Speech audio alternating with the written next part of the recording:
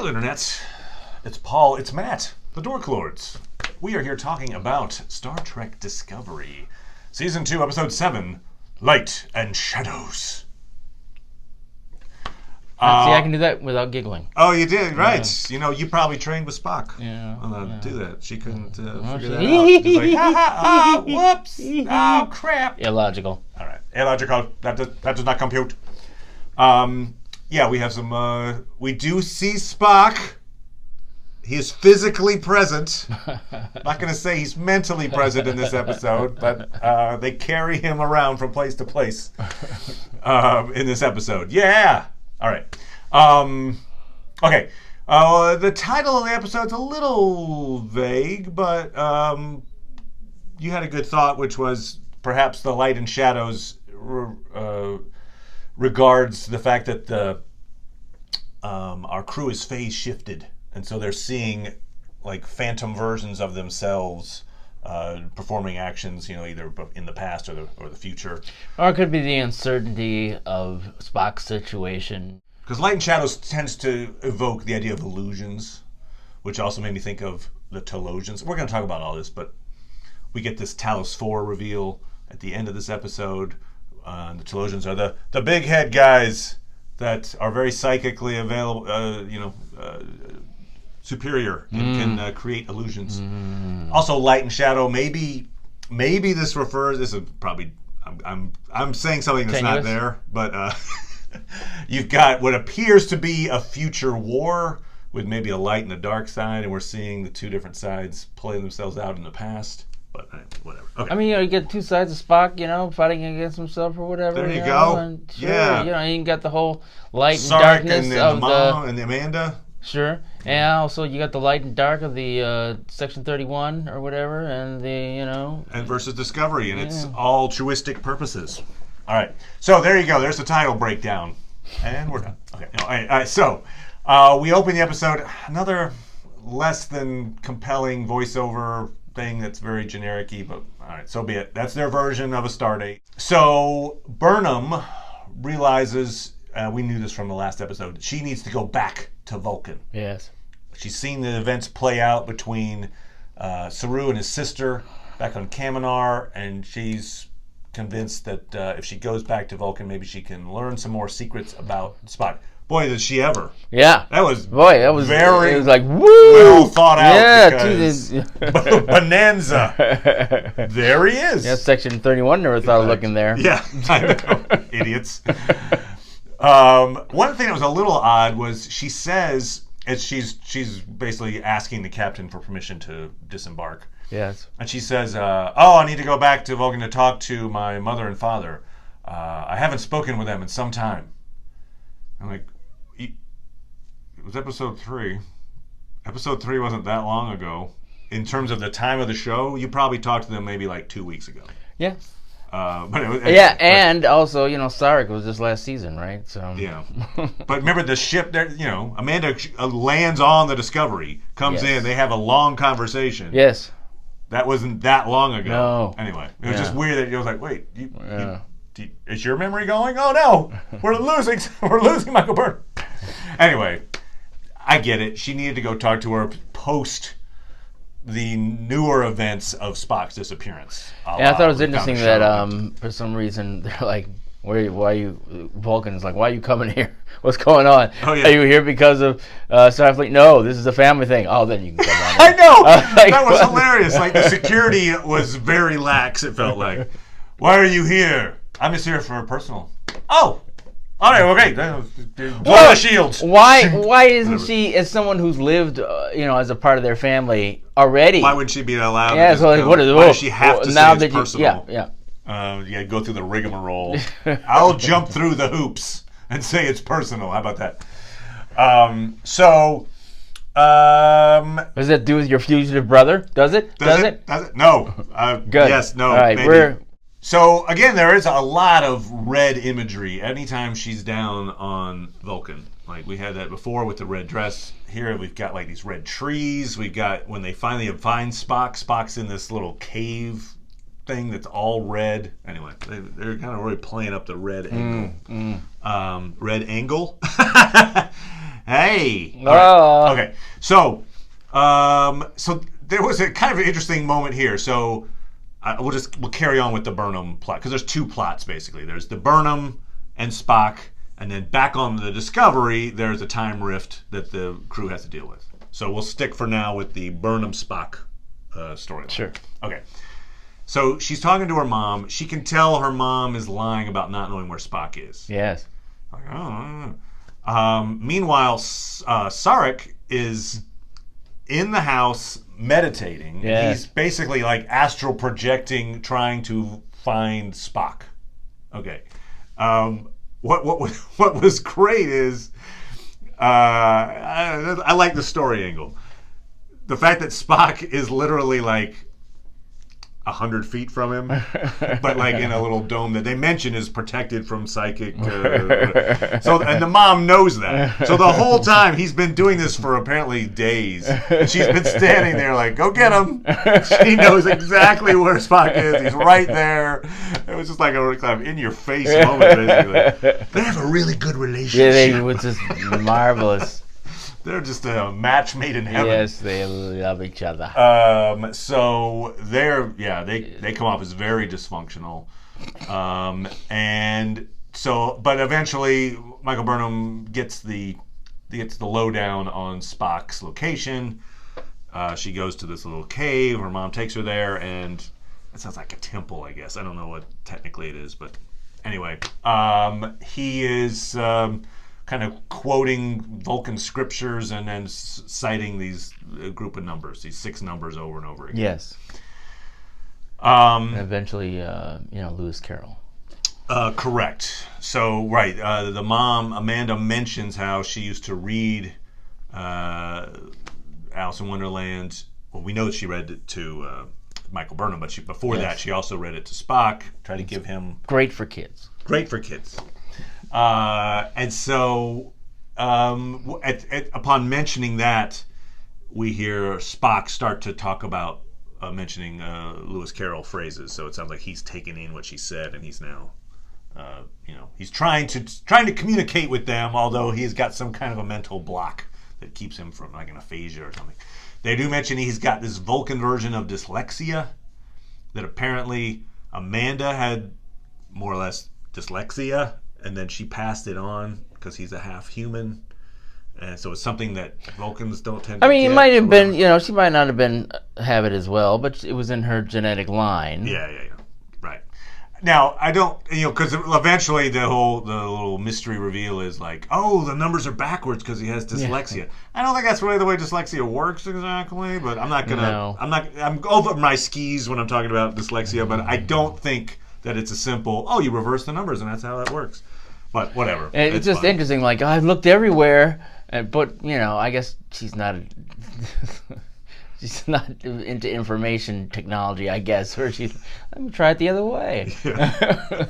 Just try it the other way. I did like. I'm cutting to the end of this storyline, but I chuckled at the fact that you chuckled when Michael Burnham figures out, the numbers are reversed. So she asks the computer, she says, "Computer, the numbers, I think it was 749148. Give me anything that has to do with." In that order. She keeps that, like it's a very open-ended statement of anything important with those numbers. And here's the one result. By the way, I typed it in. I just as a little lark, I typed in 749148 into Google. Yeah. 300,000 results. Oh, sure. It's various like product orders. It's like addresses. There's like a whole litany of things. Yeah, but how many of those are crap? They're crap, right? So this computer was amazing. Good. Yeah, it's like all the other ones. Forget it. We know you want this. Can I see some other? No, those other results. No. Average salary on Beto 7. Whatever. But no, it figured it out and it gave her one response back. And it's the right one. So, damn it. Well, good on computer technology. Future Google is kick ass. Yeah. All right. So, the dad, Sarek, follows them to this temple and is like, you were keeping him secret from me this whole time. I will turn him in. Turn in my own son. She's not turning. She being Amanda's like, I'm not telling anybody where my son is. Yep. He's like, well, I'm gonna do it. Yep. So I say that he goes to Section 31, which seems like those are the alternatives. Like really, like don't do anything and let him just die from neglect, or hand him over to the big spy organization. I'm like, isn't there like a middle ground you can do? You would think, right? Because it's like, they keep saying take him to the hospital, take him to the hospital. Yeah. Can't they help him out and help him figure out what's going on with him, and they could have asylum there, right? I mean, she said something like, "Well, any information will get to the Section 31." I'm like, well, I'd take that chance. I don't know, like anyway, but no, the choice is two horrible choices. So they're like, send him to Section 31. All right, Michael finds Section 31. She can probably contact Giorgio. I don't know, but she found it pretty quickly. It was just like, oh, there's a ship. Got it. I assume she has ways of contacting him. So this was kind of interesting. There's a bit where she talks to Captain Leland, and Captain Leland is very reassuring. Sure. Says all the right things. His buddy Sarek, he talked to her, he understands of how important she is. Right. He is to her. Why don't you're not really supposed to be on this ship because it's a secret vessel. So why don't you? We're gonna land at the starbase. We're a few hours out. Why don't you go ahead? Yep, go there. Get a nice meal. Yeah. Get a shower, whatever. Get some sleep, maybe. And then we'll just join you. And there you go. Fun. Big fun. There you go. And she's like, oh, she appears to believe him. She does appear to believe him because he said the magic word Sarek. I know. I can understand you. We're all good here. So she's about to leave. Giorgio comes up in the hallway. He's like, I've turned off all the cameras for 1 minute. I gotta tell you, they're about to just destroy Spock's brain in an attempt to extract information out of him. So you better go save him. And she's like, I don't believe you. Why should I believe you? Which You're is true. Evil. She is evil. I mean, there is a slight sliver of a chance. I agree that it seems likely. The most likely scenario is Leland was about to try to destroy Spock's brain to get info out of him.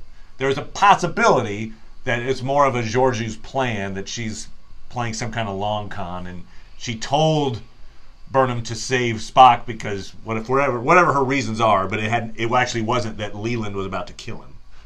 But I agree that it makes sense in the story arc that it's actually Leland is just an underhanded dick. Yes. Who was just about to do horrible things to Spock. Okay, so they have a little fight scene to try to make it look legit that Michael Burnham took out Giorgio, and then Michael Burnham escapes with Spock.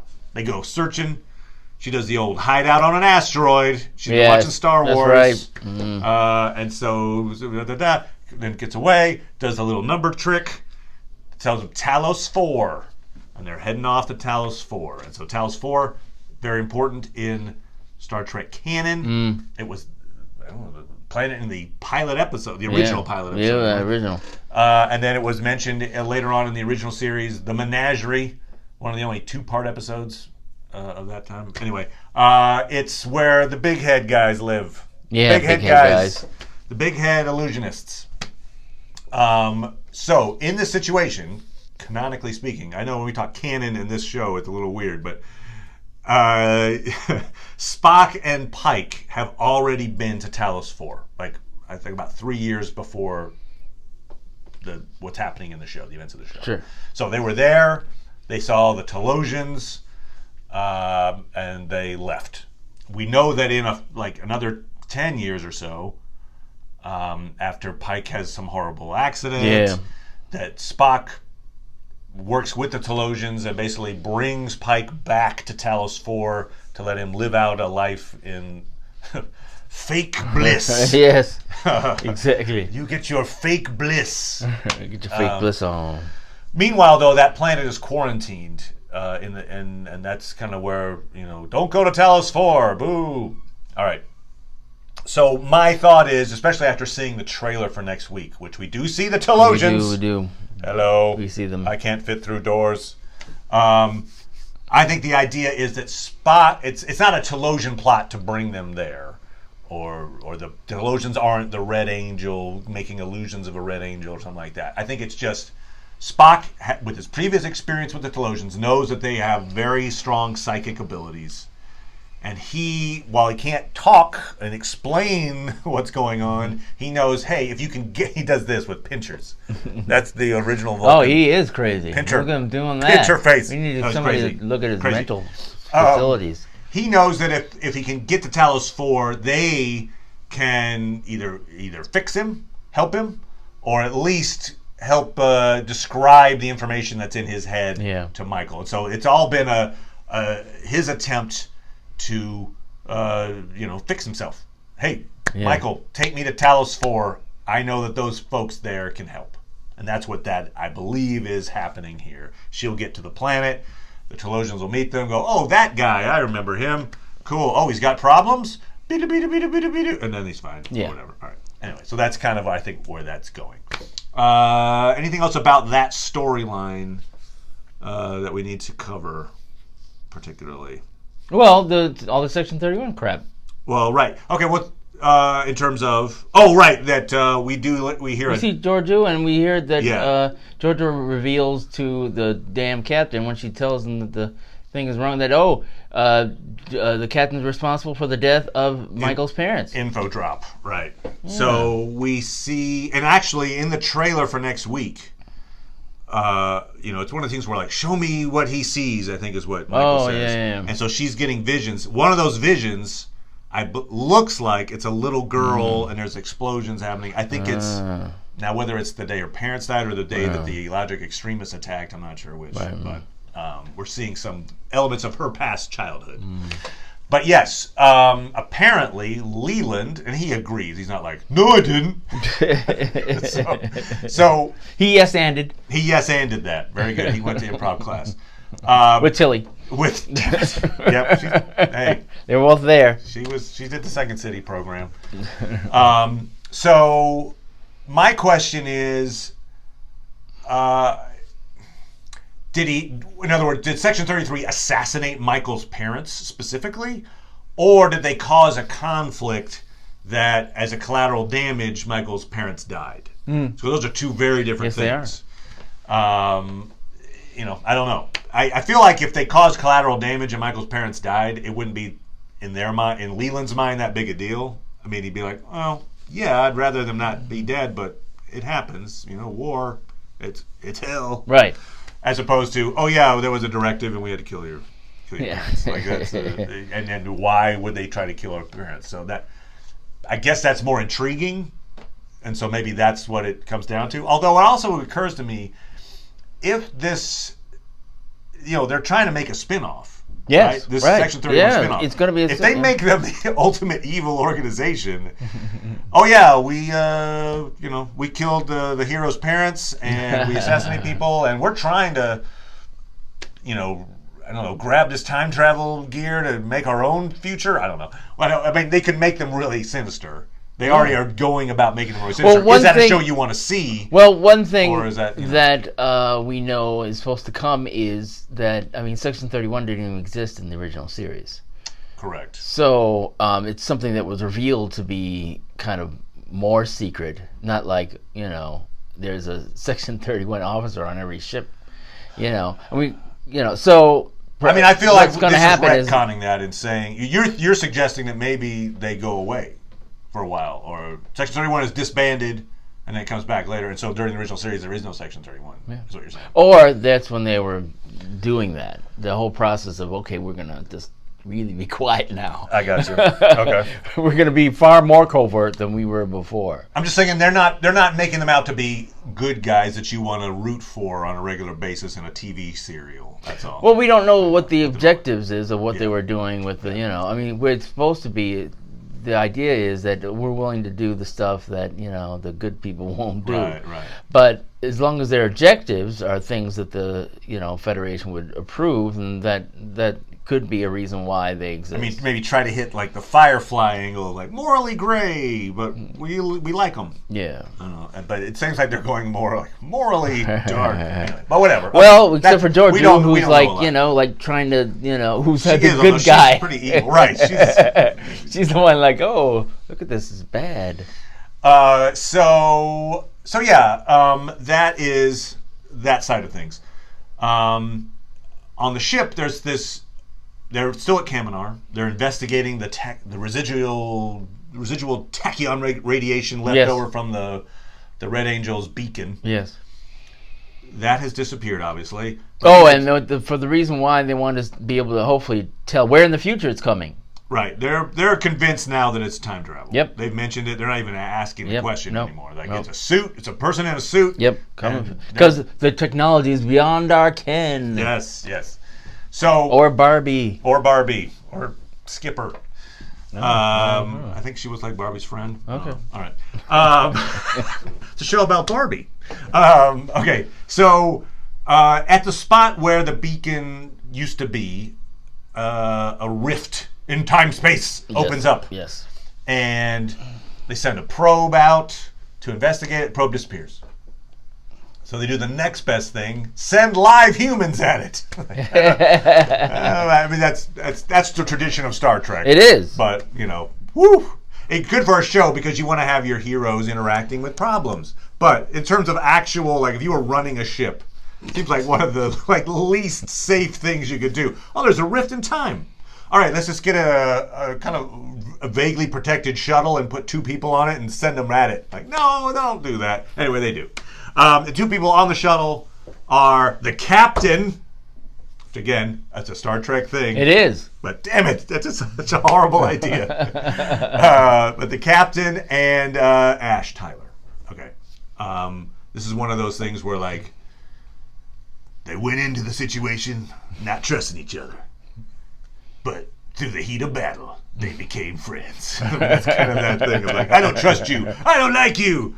Hey, we saved each other's lives. You're all right. Yeah. So that's kind of the way. That's the arc of that story. That's an old trope. Yeah. Many shows and movies. It's 48 hours or whatever it was. Oh yeah. Yeah. There you go. And the Defiant ones. Very good. Very good. Midnight Run. There you go. Okay. Wow. Yeah. So Pike doesn't like Ash because, well, he killed a member of the Discovery crew. We do see in a trailer, by the way, for next week that Culber finally confronts Ash Tyler and they're fighting. It looks like in the mess hall. Yes. Or something. But he hasn't confronted him yet, as far as in this episode. But there's a death involved, and we know that Tyler is, secret Klingon. You can't do anything about it. What can you do? And he's Section 31. Yes. Which Pike has a problem with. Yeah. Good for him. I mean, somebody should. I do like. There's 2 lines that Pike has that are pretty good in this one. Where he, first of all, Tyler tries to kind of pull rank on him a little bit, like, "Hey, I got the badge." And he's like the chair outranks the badge. Yeah, yep. That was a nice line. Yep. And then a great line. It made me laugh out loud. Actually, I'll give him this. It's like Tyler is complaining. He's letting him know, like, look, that Vox inside of me, and I can't get rid of him. Yeah. And Mike's like, I know the feeling. Ouch. He's like, That was awesome. That was a great line. That was probably the best line of the show. Actually, it was great. The episode. I appreciate that. Okay, so interestingly, as they get closer to this time rift, they start seeing these other versions of themselves. So you see, like, Pike from 30 seconds ago getting out of his seat, and we see Pike from 2 minutes from now firing his phaser. Yeah. And I'm like, it was cool. I almost wish they'd have played into that a little bit more, but I get it. You have 40 minutes of runtime.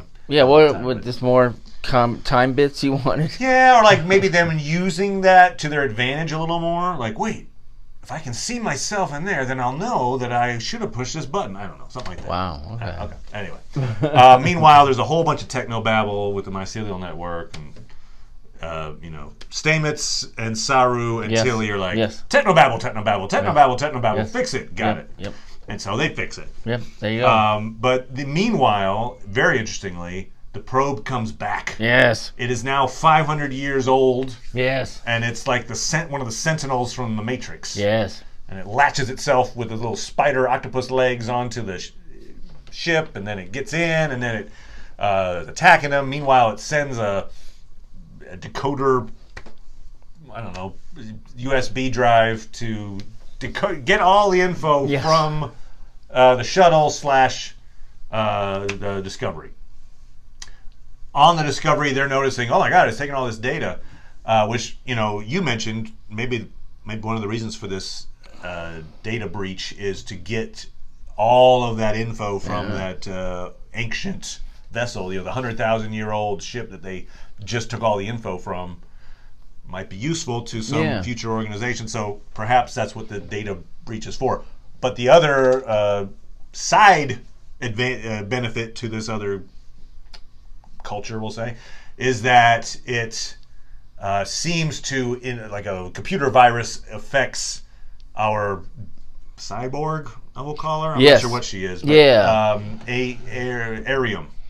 So what is Arium? Oh. Arium is not Data, right? I don't think she's an early Data. Yeah, I assume she's not. I feel like she's part human. We don't know. We don't know. We don't know if she's Might be all robot. Might be some part of some other race. True, but is she a cybernetic organism, or is she a mostly human with some cybernetic implants? I mean, she talks like a robot, but that doesn't mean much. Yeah, no, she could have a voice box that's a robotic. Yeah, and everything seems her eyes seem mechanical, I think. Anyway, she has now been infected by this other culture and will obviously be a spy for them going forward. Presumably. So, let's talk a little bit of theories here then. So, I heard an interesting theory. The more we talked about it, the more it seemed less likely. But I've heard this theory online, and I like the bones of it. So basically, the thought is the meat tastes bad, though. The meat horrible, but the marrow. Okay, we start with the assumption that the Red Angel is someone or some group of people, let's say, whatever, in the future with an agenda. Their agenda is, hey, my current future sucks. I need to change something in the past to make my present better for whatever reason. In fact, I think now that we add in this futuristic probe coming back, and then I think there's a war in the future. Future war.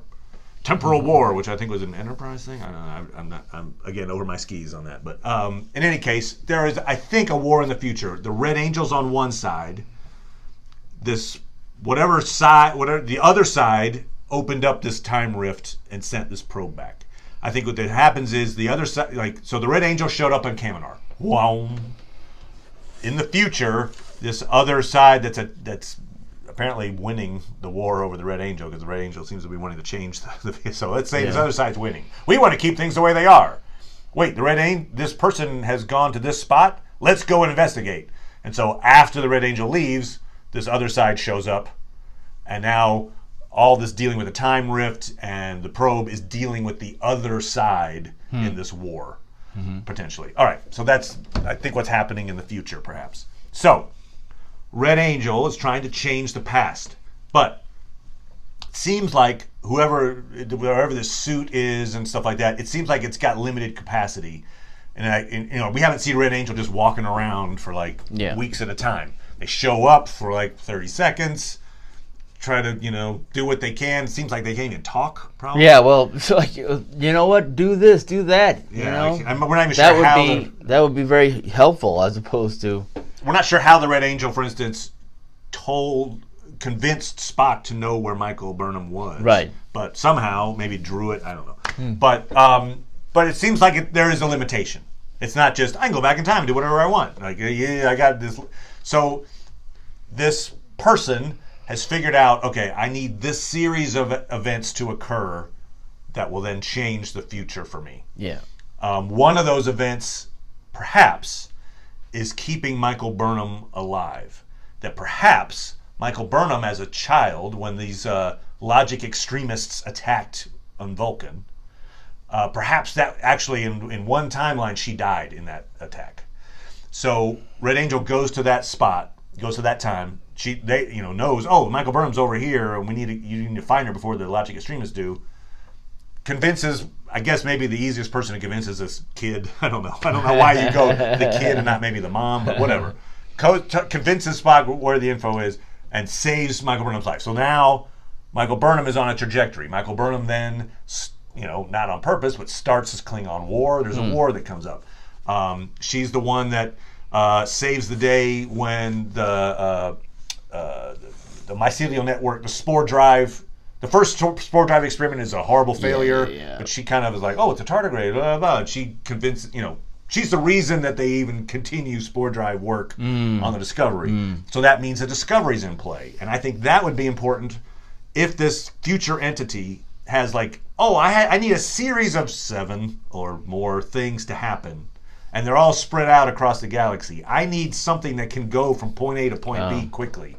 Oh, you know what can do that? That Discovery ship. I need that Discovery to have a spore drive, and I need it to be doing this thing. All right, perhaps. So that's one of the series of things that needed to happen. Obviously, there's a whole lot of ifs and whats in there. But theoretically, if you had that situation happen, and maybe you get to the point where Michael Burnham eventually realizes, oh, this has all been for me to do all these things so this future race or individual or whatever can survive. Yeah. Maybe that future is dystopian for everyone else, except Red Angel, perhaps, whoever's being Red Angel. And so maybe she decides to somehow sacrifice herself. She takes the suit, goes back in time, doesn't talk to Spock, lets herself die, something like that. And hence, the timeline goes back to what would the timeline be without Michael Burnham in it? Hence, you get a lot more canon stuff. You don't have a Klingon war. You don't have a spore drive. You don't have, whatever. You don't. Right. Sure. And so theoretically, maybe that's a way that you would then get more back to canon. Now, obviously, the problem with that is that's the star of your show, and you're having to star of the show. Sacrifice yourself valiantly. If it's a movie, maybe do that. But then they've already said we're coming back for season 3. That's a thing that just happened this week. They're like, yep, season 3. So it seems unlikely that you would then sacrifice Michael Burnham. I think they're going to resolve this one way or the other at the end of this season. And if they do that, then it wouldn't result in Michael Burnham's death. Yeah. So I mean, I think it's unlikely, but it's a cool theory though. Yeah, it's a decent theory. Yeah. One thing I was going to mention on the Arium thing. If Arium, and I think it's fairly safe to say that she is a spy at this point, or she is being controlled in some way by the other side. Well, we don't know the extent of the influence, but she has been compromised. Compromised. It seems like the show's going back to that well a few times now, because you had Mirror Lorca, who was running the ship for a while. Yeah. Then you had Vok Tyler. I'm secretly working for the Klingons. Oh yeah. Of course, you got Mirror Giorgio, but that's maybe a different story. But now you've got this other thing there's a member of the crew that's not working for the crew, and they keep having that. Yeah, it'd be interesting to see what percentage of the crew is really just there for illicit purposes to spy on them. Over time, if this thing's 5 seasons long, you've eventually got there's actually only 2 people that are really actually the crew. Everyone else has some agenda somewhere else. All right. Anyway, that's kind of the extent of it. Yeah. Are we good? Yeah. Okay. So that is Discovery Episode 7. Feel free to let us know your comments. We will comment back on that. We're going to be coming back with Umbrella Academy Episodes 3 and 4. Yeah, 3 and 4. I've got a Lord of the Rings video I'm dropping. And I've also got, he's excited about that. And we've got, actually, I had another chat with David Dalt about Star Wars. That is a really fun chat that I think you will enjoy as well. So come on back for that, and we will see you next time. Bye, everybody.